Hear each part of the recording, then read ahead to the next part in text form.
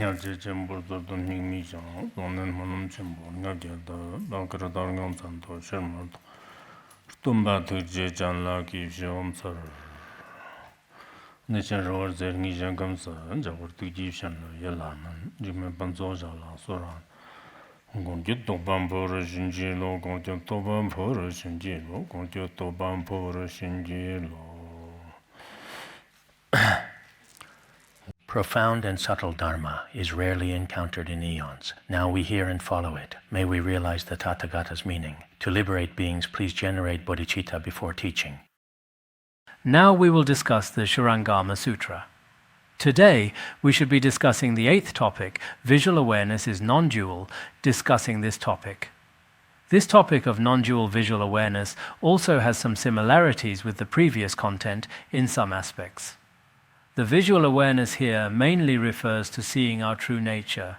In Tibetan, visual awareness and nature are not separated. Sometimes it refers to the phenomena we perceive. It seems they consistently use visual phenomena. Actually, visual awareness and visual phenomena in Chinese, visual awareness might be a bit deeper. So the meaning of this visual awareness, in our Tantric teachings, we call it awakened awareness. I use the term awakened awareness at that time. When we taught Tantric practices a few years ago, everyone knows how to maintain one's own awakened awareness, how to rest in awakened awareness. We discuss this often. Awakened awareness and visual awareness have similar meanings. When you see something, you have indeed seen it. Seeing includes both eye consciousness and mind consciousness. As for nature, it refers to the essential nature of all phenomena. Awakened awareness means having awakened to our true nature. The nature has been awakened to, which also means seeing it. So when we taught Tantric practices before, we often spoke about maintaining one's awakened awareness, or the naked awakened awareness, or the completely unobstructed awakened awareness. When we always spoke of awakened awareness, it actually shares similar meanings with visual awareness in certain ways. So when we discuss visual awareness here, we should understand it as recognizing our true nature, this self-aware, self-knowing awakening. This awakened mind actually does not have any substantial existence, but Venerable Ananda always feels there must be a visual awareness. This is what he understands, because when the Buddha gave everyone direct pointing out instructions, there was certainly awakening. So what is this awakening exactly like? He examines it through various reasonings. When examining, the Buddha also gives him what could be called a demonstration, teaching him various different analogies and then giving him teachings. So I think studying the Shurangama Sutra has one benefit. What is it? We used to think to ourselves that we might have some awakening, some recognition of our mind's true face. But after studying the Shurangama Sutra this time, we might have similar questions to those of Ananda. Is this awakening you recognize internal or external? Does it have obstructions or is it unobstructed? Can this retreat or can it return? Can it move or can it be still? When we examine from all these aspects regarding our awakened mind, saying it's permanent seems incorrect. If it's permanent, then it cannot arise and cease. If we say it's impermanent, momentarily impermanent, then it becomes a conditioned phenomenon, which is also not right. So what exactly is it? I think for those who haven't examined their minds, when we teach the Shurangama Sutra, they won't have much feeling. If you examine your own mind and even have a little awakening, then you might have similar awakening to Ananda's, perhaps even surpassing Ananda, because we've encountered some Mahayana direct pointing out methods. We directly and straightforwardly recognize our mind's true nature. In terms of verbal expression, we might not be as eloquent as Ananda in debate, but actually, in terms of understanding, perhaps we think our mind should be like this, neither permanent nor impermanent, neither truly existent nor non-existent. Many questions, if we establish them in the inconceivable in such a realm, perhaps our own mind becomes easier to recognize. Otherwise, indeed, our own mind clearly has greed, anger, and ignorance arising one after another, yet when you truly examine it, it's without trace, completely ungraspable. So what exactly is it? Why do Nagarjuna and many wise masters use words like rare and wondrous? How amazing. to often praise or express wonder. It's for this reason. So let's continue today. I also roughly looked through some other commentaries, but there aren't many different viewpoints. Each of the great masters who wrote commentaries, they just desperately try to explain the literal meaning. So each great master's method of literal explanation differs slightly, but on the key issues they should all lead to the same destination. So we want to first understand well from the literal meaning. Then during the learning process we imagine ourselves as Ananda, and the Buddha teaches us, if you were Ananda, then in the process of communication between you and the Buddha, what questions would you have? If we accept it with this kind of mindset, it might be better. Now let's discuss the section on visual awareness. Ananda addressed the Buddha.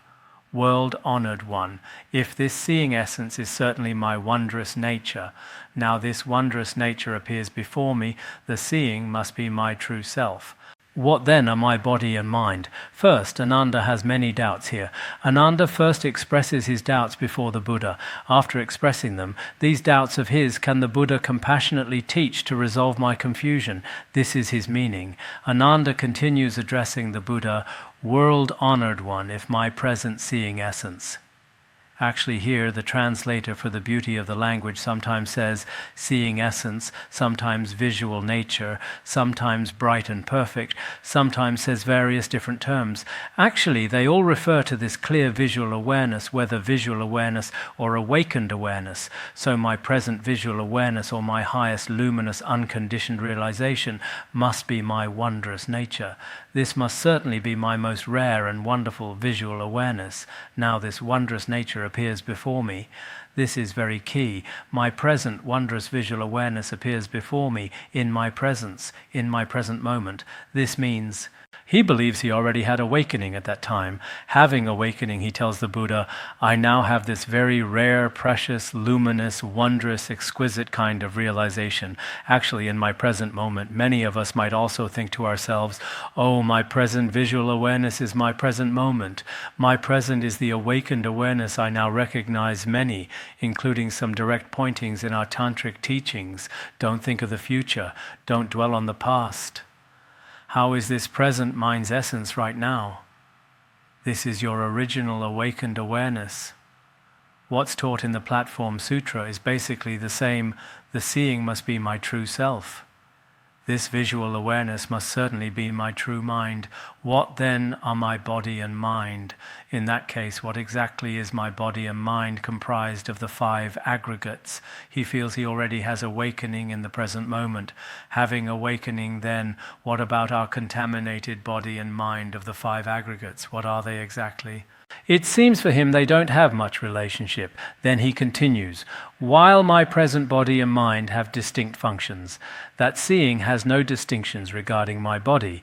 He analyzes below, my body and mind comprised of contaminated aggregates actually has discriminations. It has functions, it's something substantial. It has grasping, appearing in manifestations. Then my visual awareness, that seeing, has no other distinctions regarding my body, etc. Because our true visual awareness doesn't discriminate between up and down, high and low, etc. Various aspects like body, mind, it just doesn't discriminate like this. If indeed my mind causes my present seeing, the visual nature is indeed me.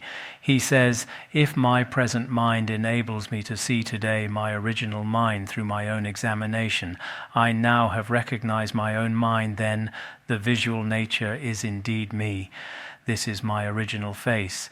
This is my true mind, while the body is not me.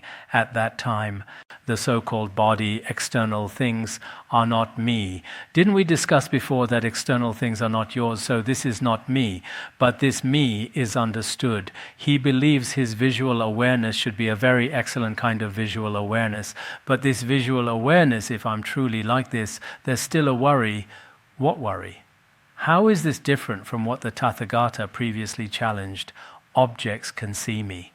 This is similar to what the Tathagata previously challenged us with or posed as a difficult question. Previously it was said, if you are visual awareness, if you see objects, objects also see you. Your understanding at that time, if it's truly visual awareness, your visual awareness can also be seen by other things. If other things can see it, then these objects should also be able to see you. If this is the case, then whether it's me and you or the world, everything would be chaotic, upside down, and untenable. We already discussed this a few lessons ago. So Ananda, on one hand, feels his visual awareness is absolutely correct, but on the other hand, many problems arise. This problem, he feels visual awareness is something truly unborn and unceasing, including his own body, his own discriminating mind. These are conditioned phenomena that arise and cease. The relationship between these two seems somewhat contradictory. If it's truly one's visual awareness, is this what the Buddha previously taught us? If your visual awareness truly exists because your visual awareness truly exists, you can see others. If you can see others, then objects should also be able to see you, etc. Previously, regarding the seer and the seen, some faults were pointed out, so there are quite a few such problems. After this, he becomes somewhat confused. What exactly is visual awareness? This point, not only Ananda, perhaps many of us feel we have some awakening regarding our inner mind or recognition. You might also encounter this from the perspective of visual awareness, luminous, empty, unconditioned, seemingly always unborn and unceasing. Indeed, it's something we could call ineffable, but its relationship with my personal body and the five aggregates is also very complex. Sometimes it seems to follow any external circumstances. My clear mind also follows external conditions. Sometimes it seems my clear mind is also not shaken by external conditions, etc. What exactly are we? Perhaps some of us have put effort into cultivation and often maintain this clear mind, have this contradiction. Here it says, please bestow your great compassion and open what we haven't awakened to. He says, I only pray that the world-honored one remembers us with your great compassion. Please also teach us or reveal what we haven't realized.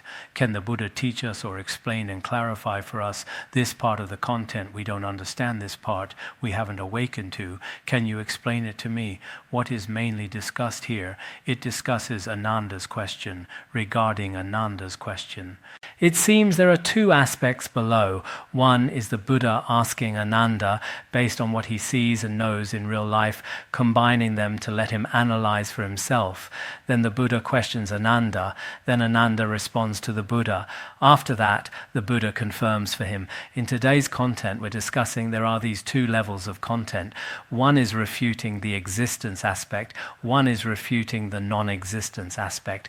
In the Buddha's two conversations with Ananda below, actually our visual awareness or awakened awareness saying it exists is also incorrect. There's nothing truly existent. Whether from external objects or one's inner mind, there's no truly substantial thing existing. This is one aspect, but is it non-existent? That's also not the case. These external objects and all your manifestations are also inseparable. So saying it's completely non-existent won't work either. Because Ananda feels visual awareness must be something. To use today's terms, there must be an explanation. It must be proven. What exactly is it like? We must be able to express it in words. We must fix it with conceptual thinking. After this, he feels it would be more appropriate. Ordinary worldly scholars are also like this. When we speak of the inconceivable, they feel this is nonsense. How can there be anything inconceivable? Any kind of knowledge we have can be thought about and expressed in words. Then they themselves basically know nothing about these inconceivable, vast and boundless realms. If this is the case, they will certainly say, including some mysterious aspects in our Buddhism or some profound and vast principles. Now, some scholars completely insist on using their intelligence to observe and scrutinize until they find an ultimate answer. If this ultimate answer isn't reached, it means this is either mythology or some kind of absurd doctrine, etc. They think this way. So here, if Ananda had manifested like Manjushri Bodhisattva and Avalokiteshvara Bodhisattva, his realization would also be quite high. He would understand as soon as it's explained, oh yes, okay, he'd get it without so much entanglement. But Ananda, after all, hasn't yet awakened, just like us, continuously asking the Buddha. Actually, the Buddha and Ananda have a very good relationship. Otherwise, if it was someone else, the Buddha might at some point say, I've already explained so much to you, I don't have time now. He might say this. Now let's discuss the Buddha questioning Ananda, because just now he asked the Buddha for teachings. The Buddha hasn't directly answered yet, but first questions him. Actually, this method of responding through questioning is also very good. The Buddha told Ananda, actually this should be a response to his question. Then finally, Ananda's response. First it goes like this, what you just said. Seeing is in front of you. This reasoning is not correct. He said, you just spoke very clearly. What you said today, what you expressed, seeing is in front of you. You said this thing called visual awareness is in your present moment, already manifesting in your present mind. But actually such a statement, this reasoning is not correct. Your way of speaking actually has no reasonable meaning. It's not practical. This is not true. Your way of speaking is not true. Sometimes we often say, realization is in the present moment. Actually, this statement is the same. Some people ask, look, this is how I rest. This is the mind. I heard that in the past, many, including the first Dujom Rinpoche, when giving direct pointing out instructions to disciples, would say, it's this present moment, it's this. Besides this, what else is there? The Venerable Longchen Pa in the treasury of the Dharma Dhatu also said this present moment, what else is there not to know? There are such statements. But Ananda is a bit different. Ananda grasps at having something. If there's something, then perhaps this is not truly your mind. So if you now say it's the present moment, this is unreasonable. Why is it unreasonable?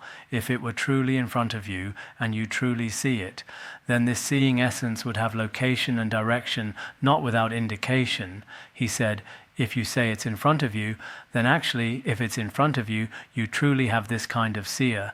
Then you certainly have something that sees. If this visual awareness is in front of you, then you actually have a seer. That seer is certainly the seeing essence. Your seeing essence, your awakened awareness, your visual awareness. This is certain. If you have something in the present, then this is certainly called the seeing essence. If there is a seeing essence, it would have location and direction, not without indication. Then it certainly has direction and location. Since it's an existing, truly substantial thing, then it certainly has location. This location, not without indication. You cannot but point it out. There's nothing that cannot be indicated. Since it has location, since there's something there, then you can point out this thing. There cannot be something that can't be pointed out, except for the son of a barren woman and rabbit horns. If you truly have something, it should exist. Actually, regarding these principles, Mifam Rinpoche's Beacon of Certainty discusses them very well. Mifam Rinpoche also has one called Outline of the Middle Way, or Essential Points of the Middle Way. This hasn't been translated. I originally wanted to this year. This is still very important.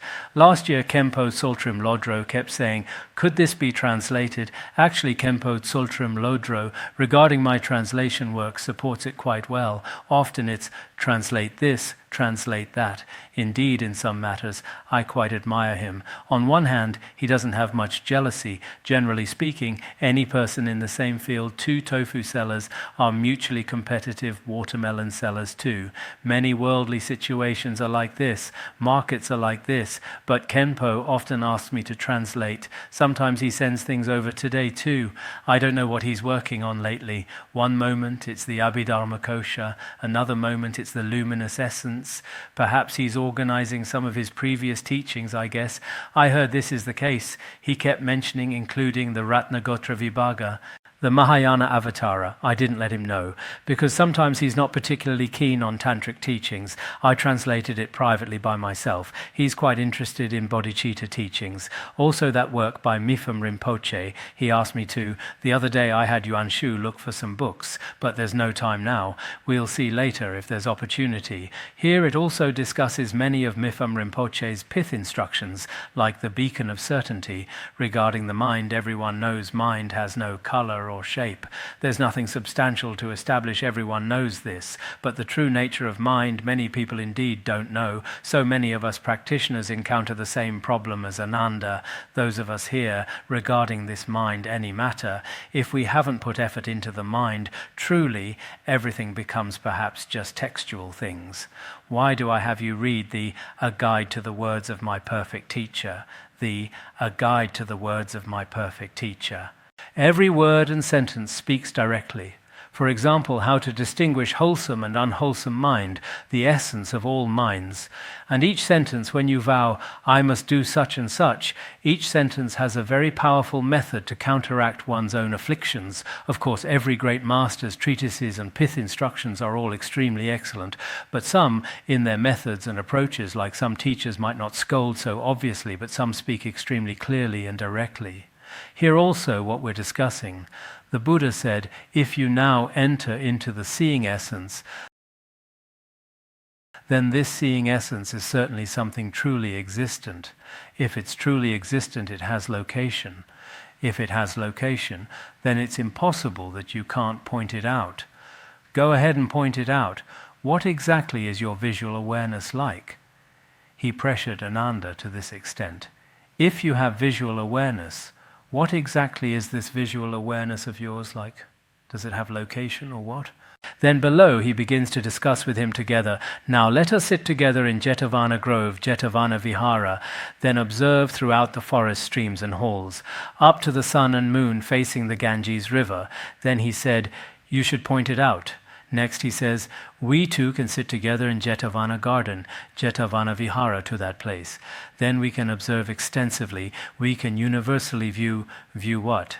The forests, waterways and halls here, up to the sun and moon, and the Ganges river facing us in the distance. It seems Jetavana garden was somewhat far from there, but this is a kind of analogy. Otherwise, really, this Jetavana Vihara, and this is central India. The Ganges flows down from the Calcutta area. It seems there isn't one nearby, but this is a kind of analogy. If we look at this from the outer mountains and forests, as well as the Dharma hall, the sun and moon in the sky, as well as the Ganges, then we can look at these. These all have shapes and locations, all can be seen. You are now before my lion's throne. At that time, Ananda was also should be in front of the Buddha before the lion's throne. You can raise your hand and point. You can raise your hand and point out. At this time, you can point to various manifestations. In front of the Dharma seat, you can say, oh, this is the Dharma hall, this is a pillar. At that time, there probably weren't cameras when Venerable Ananda was there. Whatever, this is a vase, this is a flower, etc. You can point them out. When pointing them out, you can say, what casts shade is forest. What has cool shade is actually forest. What shines brightly is the sun. What obstructs is wall. What blocks is the wall. What is open is empty space, etc. Thus, even down to grass, trees, and fine hairs. Large and small though they differ, but having form, none cannot be pointed to. Even down to grass and trees, especially fine body hairs or head hairs, very tiny things. Large and small things, large and small phenomena. Though each phenomenon has shape and color, has various different characteristics, but there's not one that cannot be pointed out. All can be pointed out. Of course here, Ananda, regarding visual awareness, he said, in the present moment I saw. The Buddha on one hand says, if your visual awareness has something, it can be pointed out. Then regarding the external mountains, rivers, great earth, external phenomena, he points them out to him. On the surface, it seems these two are somewhat different because Ananda spoke of internal visual awareness. The Buddha speaks of external visual awareness. But these external sights, actually, these can also be seen when Ananda was together with the Buddha. Why would they go to the four heavenly kings? It's to go see these things. So our seeing appears to be seen by the eye faculty, but actually behind the eye faculty, our mind certainly exists. If the mind doesn't function, then the eye also cannot see.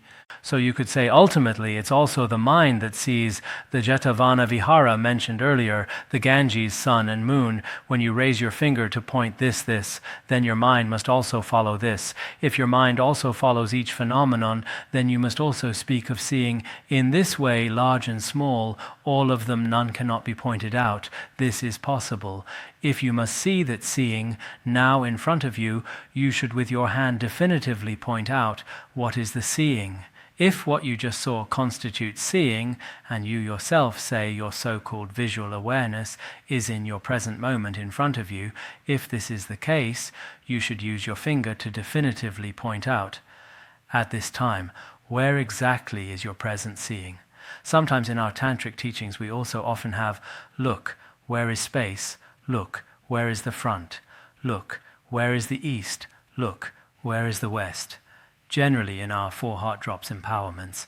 There are many of these kinds of various postures, various visualizations to the infinite pure lands of the East, proceeding in such and such a manner, etc. Or the eyes see infinite worlds, then the mind also follows them, etc. There are also special aspects in Tantric teachings. Of course, these can only be received by a few qualified disciples. Generally speaking, these are not allowed.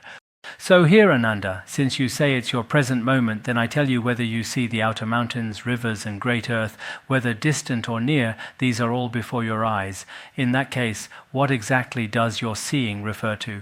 What is the seeing? Which one is your seeing? He questions like this, then continues. Ananda might also be somewhat confused. It seems he can't avoid being questioned. Every time he's questioned when the Buddha speaks like this, he becomes bewildered. Ananda, you should know. Ananda, you should understand. If space is seeing, since it has become seeing, what then is space? If you say he keeps discussing this, what exactly is seeing? If you say it's this space, the space in front, or emptiness is your realization, then this has already become realization. If it has become realization, then what is space? Where is space? Didn't you just say there was something? If there's something, if this thing of yours is space, then this has become realization. Then where is the other space? Where is the other space? You have no way to explain it. If objects are seeing, since they are already seeing, what then are objects? If we say the opposite, are ordinary such as flowers or vases, if these objects are your seeing, then objects have all become your seeing. In that case, what then are objects? What exactly are flowers and objects? This is also a kind of refutation from logic, using similar reasoning. If this seeing truly exists, indeed there is this fault, because you say my seeing truly exists. If seeing truly exists, then is this emptiness seeing? Then you say, yes, it's my seeing. If it's your seeing, then emptiness has already become your seeing. Where is the other space? Because seeing cannot be called space. Otherwise, if it's space, then there's nothing. You can't say this. In that case, what is the other seeing? If you say this object is your seeing, seeing has already become your object, then what exactly is this object from before? So this object, is it one with your realization or separate from it? When examining like this, actually many problems can be pointed out. You can minutely analyze and strip away the myriad phenomena, extract the essential, pure, wondrously clear seeing source and point it out to me, same as those objects, distinct and without confusion. He said, through this method, very subtly and minutely, meticulously analyze and examine the phenomena of all things. You, through this method, for example, is this space or object? If this space is seeing, then many things can be extrapolated. For example, this vase, is the vase you're seeing? If you say the vase is seeing, the vase has already become seeing, then where is the vase, etc. Examine very minutely in this way. When examining, What is the final conclusion? It is this essential, pure, wondrously clear awareness, this essential, pure, wondrously clear visual awareness, what we often call essential, pure, and wondrous means extremely rare. Luminous, pure, subtle, peaceful, such awareness, you can point it out to me. Because just now he said seeing exists. If seeing exists, then seeing is something. Then point out this thing to me. Speak up, speak up. What is there you still can't figure out? Same as those objects. Just like the sun, moon, vases mentioned above, various phenomena, you'd better point it out clearly without any mixture, very clearly, without any confusion, point it out to me. If you can point it out, then fine. What exactly is this seeing like? Just as we discussed before, this is the Ganges, this is the sun, this is the moon, your so-called seeing. It's a truly existent thing. If it's truly existent, then does it have color, shape, or what? Actually, in Tantra, it's not this laborious, the origins and development of mind, or as the Diamond Sutra, past mind is unobtainable, present mind is unobtainable, future mind is unobtainable. Or examine mind's color and shape, examine mind's source, examine mind's dwelling place, examine mind's destination. Or when using mind to examine one's own mind, in the present moment one should recognize it. So generally speaking, why Tantra is so excellent. Like many aspects in the sutra vehicle, reasoning, analysis, analogies, principles, cases, these are all quite abbreviated in Tantra. Before those with sharp faculties, it speaks directly and candidly. All the processes speaking directly and candidly. I now hear there's a Westerner who wrote his direct and candid experiences on the battlefield, what the entire battlefield process was like, wrote a book just like this. Indeed, in our worldly affairs too, in Tantra, speaking directly and candidly, pointing directly to the mind, or straightforwardly, getting straight to the point, speaking to you directly, not beating around the bush, not going around and around for a long time. Why many people like Tantra? The reason is also this. The Buddha questioned Ananda like this, because just now he asked the Buddha for teaching. Instead, the Buddha made Ananda answer a question. You speak up. Originally, Ananda asked the Buddha to give a lecture. Instead, the Buddha made Ananda answer questions. At this time, Ananda had no choice but to answer. Below is Ananda's response. I am now in this multi-storied lecture hall, extending to the distant Ganges, looking up at the sun and moon, what my raised hand points to, what my eyes observe. All I point to are objects. None is the seer. Now he's becoming a bit sad. He said, Buddha, I am now here in this multi-leveled pavilion lecture hall, extending to the distant Ganges. This G means extending to, or all the way to the distant Ganges, looking up at the sun and moon. Then what my raised hand points to, all these various phenomena, what my eyes observe, all these phenomena with form and characteristics, all I point to are objects. Everything is objects. Look, Ananda is somewhat, he always returns to material things. Everything I see is objects. None is the seer. None of these is a seer. They're not seeing. He's stuck on this point. Just like sometimes a child who especially loves to play, we take away his toys and tell him to sit properly. His mind is still thinking about his toys. So Ananda's solid grasping is quite strong. Just now the Buddha questioned very clearly from all aspects, making him examine quite thoroughly. But Ananda says, whether what I see or what I hear, what I point out, these are all external objects. In that case, here there's no way to point out seeing. I can't point out this visual awareness now. Everything I just saw and heard seems to be substantial, external, impermanent things. I can't point it out now. World-honored one, as the Buddha said, how much more so for me without flows, a beginning student of the Shravaka path. Even bodhisattvas cannot, among the myriad phenomena, extract pure seeing, separate from all objects, with its own distinct nature. Buddha, please don't bully me. Never mind someone like me, a contaminated beginner who just recognized the first fruit, even never returner, once returner, Arhat, Pratyeka Buddha, even bodhisattvas from 1st to 10th bhumi also cannot, among the phenomena of myriad things, point out a pure seeing, point out a seeing essence, pure seeing. Sometimes here it says seeing essence, sometimes pure seeing. I don't know about this translator. Actually, the translators, especially to beautify the text, sometimes used many different characters, so it also makes readers somewhat, why do some scholars think the Shurangama Sutra seems to have a different style from ordinary sutras? So they question whether it's a false sutra. The reason is here. But actually, if the text is beautiful, that doesn't necessarily mean there's any reason it's a false sutra, because the translators at that time had certain differences, just like Turton masters. Some Turton masters are especially wise. The words they record are exceptionally beautiful, while some, I once read about one who now seems to have just passed away, a Turton master, but his ordinary writing wasn't very impressive. But some texts he composed or revealed as terma weren't that. So it's like translation, perhaps with translation.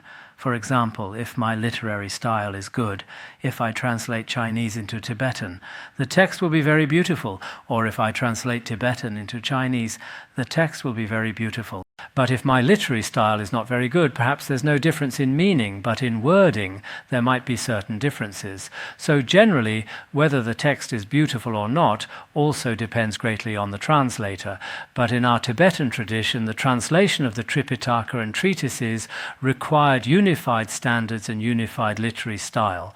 At that time, the king established many, many rules for word usage. So in terms of text, basically every translator's literary style was quite similar. So what he's saying here is, Ananda said, never mind me, even these bodhisattvas cannot extract from among myriad phenomena, separate from all objects, with its own distinct nature, such a visual awareness. They have no way to do this. So now in this section, it mainly refutes the true existence of visual awareness, because Ananda always believes there's something. When we realize visual awareness, we should also be careful. Otherwise, I've seen Dzogchen, if I've seen Dzogchen. Originally, there wasn't something. Someone once told a teacher, this mind I've seen is extremely luminous, exceptionally bright. Later, the teacher began scolding. In such cases, if we think, oh, what I've seen is truly something substantial, then truly existent things can never be established at any time. If it's truly like this, including what we call Vairocana Buddha, who manifests 25 levels of worlds, actually this is also appearing yet lacking inherent nature. It's just a manifestation of Buddha nature. If there were truly a Buddha with mouth and nose creating the world like this, then there would be no difference from the creationism of non-Buddhists. So many issues in our Buddhism, including in the Madhyamakavatara, when discussing Buddha nature, non-Buddhists also accept some truly existent permanent thing. But the Buddhist view differs. Its main purpose is it appears yet lacks inherent nature. This is very important. So the nature we recognize, although there is this recognizing nature, there's no truly existent thing. This is extremely important in Buddhism. Even all phenomena up to omniscience are all form is no different from emptiness, emptiness no different from form. This kind of concept. The nature of all phenomena is also like this. It's not that the Buddha thinks it's like this and he's just being stubborn. It's not like this.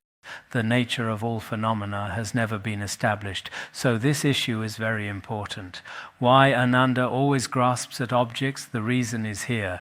Finally, the Buddha confirms for him, so it is, so it is.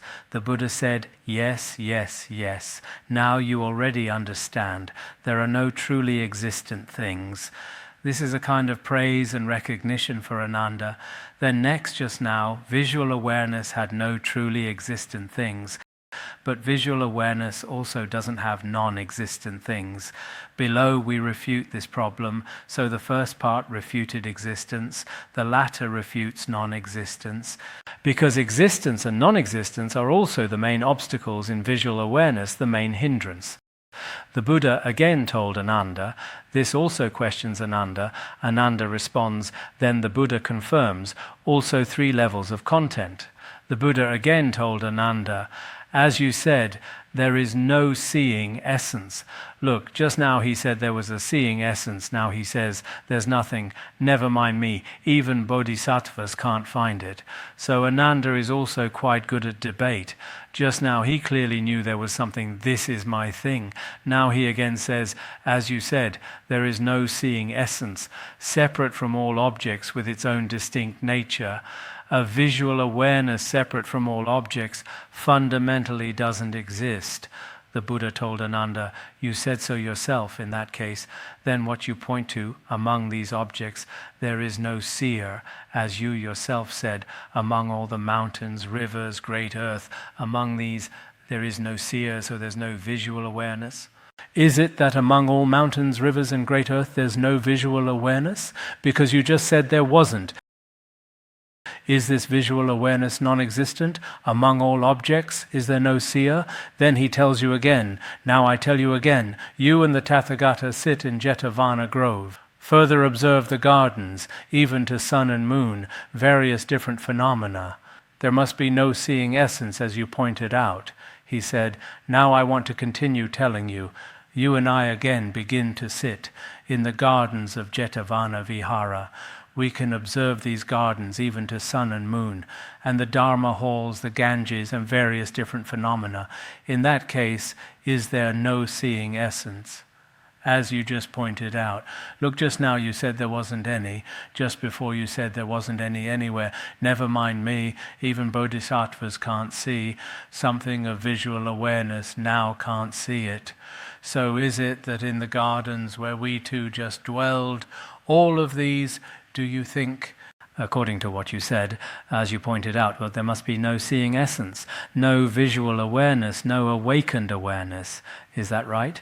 You again clarify, among all these objects, what is not seeing? In that case, going a layer deeper to question you, you can elaborate or clarify for us. Clarify what? Among all objects, what is not seeing? So among all objects, which one is not your visual awareness? Now it's the reverse. Just now it was among all objects. Which one is your visual awareness? Question like this. At that time Ananda said, among all objects, not one is my visual awareness. That's what he said just now. Now saying among all gardens, Ganges, sun and moon. Which one is not your visual awareness? So is there no visual awareness, or is it not your visual awareness? Below, the Buddha questions him like this. Then Ananda might be getting a bit tired now. Ananda said, I truly see all of this Jetavana Grove everywhere. Then Ananda began, to universally look at this Jetavana Grove, I don't know which among these is not seeing. Then he didn't know among these which one is not seeing, not visual awareness. Among these, for example, forests, Ganges, sun and moon. Among these, what is not visual awareness? Why? He begins to reason like this himself. If trees are not seeing, having no relationship with seeing, then how can we see trees? He became a bit confused, a bit puzzled. If this tree is not seeing, then why do we say we see this tree? If this tree is seeing, then again, how can it be a tree? If seeing becomes a tree, then where is the tree? The tree also can't be found. So he's now going around and around. Ananda is also getting dizzy, and we're also getting dizzy, thus even to space. If space is not seeing, then how do we see space? Exactly the same reasoning as before, because Ananda accepts truly existent things. If there are truly existent things, if space is not seeing, then what is truly space? If space is seeing, then how can it be space?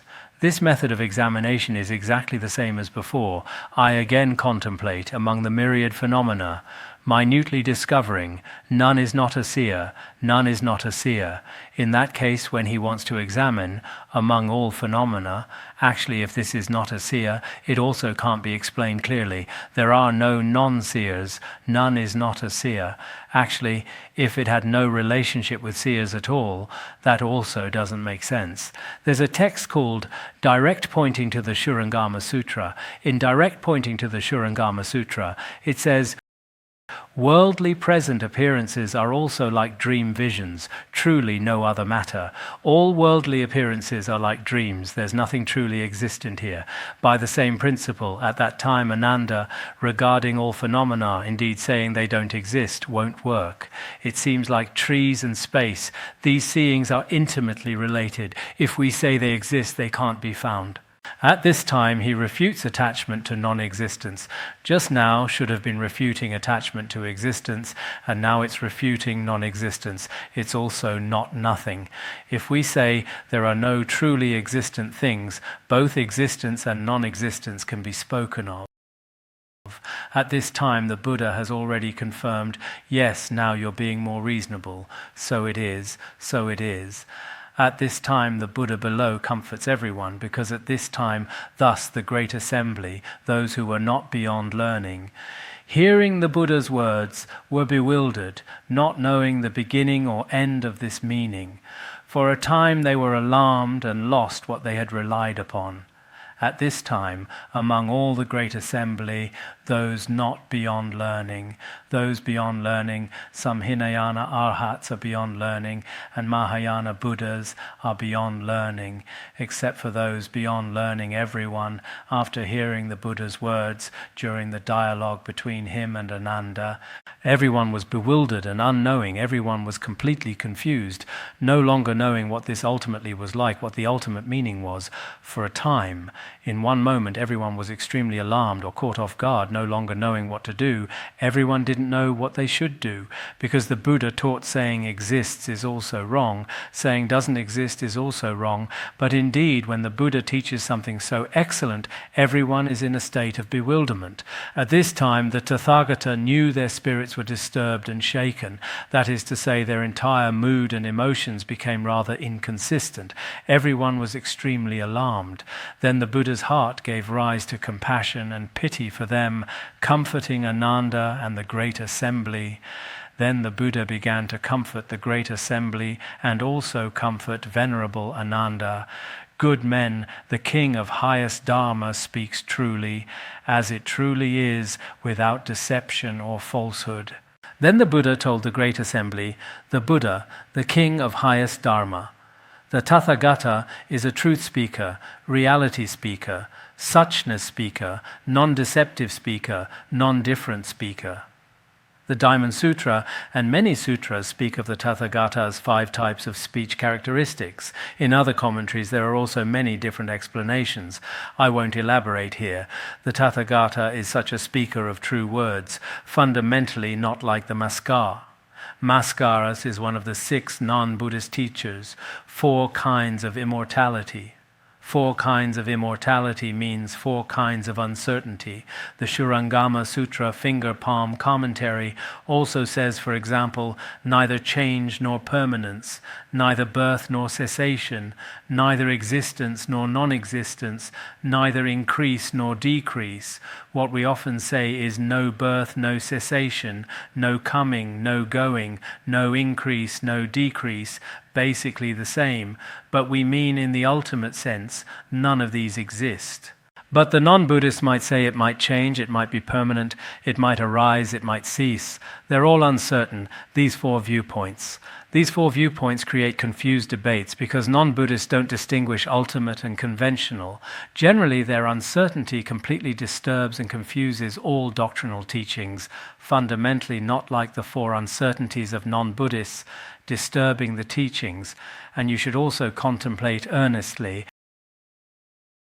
Contemplate what? Without disappointing compassion and aspiration. Without disappointing compassion and aspiration means, what does this translate to directly in Tibetan? You should contemplate, well, don't destroy the fundamental hope. The meaning seems to be, don't destroy the fundamental hope. Hear compassion and aspiration. In some commentaries it says, you should not disappoint the Tathagata's compassion and beings' aspiring hearts. The meaning is, you should believe, be at ease. As long as you contemplate well, the Tathagata will not deceive you.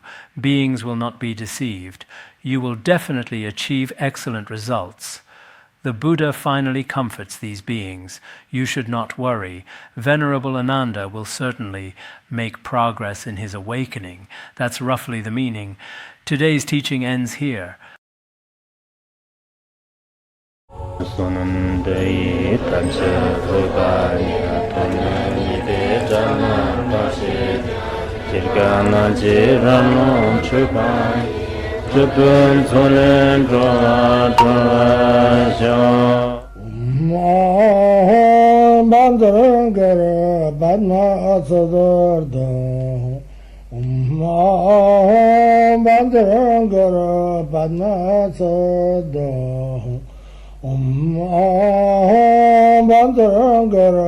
Bandara